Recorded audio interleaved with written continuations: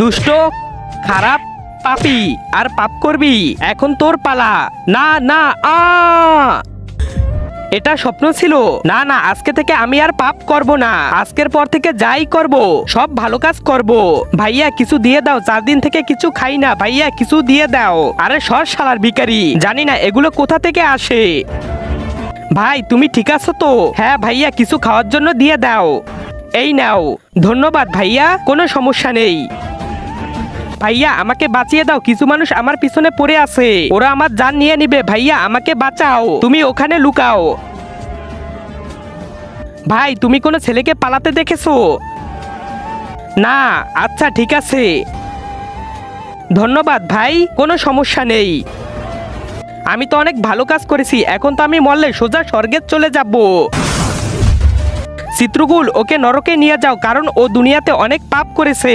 ঠিক আছে দাঁড়াও, আমি দুনিয়াতে অনেক ভালো কাজ করেছি, ভিখারিরা সাহায্য করেছি, মানুষকে বাঁচিয়েছি।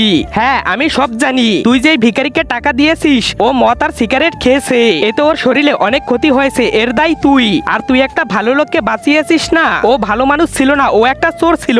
এই কারণে তুই যেই কটা ভালো কাজ করতে চেয়েছিস সব কটা খারাপ ছিল, তাই তুই নরকে যাবি। যেহেতু ভালো করতে চেয়েছিস তাই তোকে আমি আর একটা সুযোগ দিলাম, তুই দুনিয়াতে যা আর ভালো কাজ করে আয়। চিত্রকূট নিয়ে যাও ওকে। ঠিক আছে। ক্ষুধা পেয়েছে, কেউ খাবার দাও, আমি ওর উপকার করি।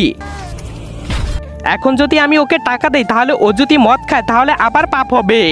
চিত্রকূট দাঁড়াও, আমি আসতেছি। তার আগে তুমি যদি ইন্ডিয়ান হও তাহলে লাইক করো, আর যদি বাংলাদেশি হও তাহলে লাইক সাবস্ক্রাইব দুইটাই করো, আর কমেন্টে তুমি যে দেশে সে দেশের পতাকাটা দিয়ে যাও।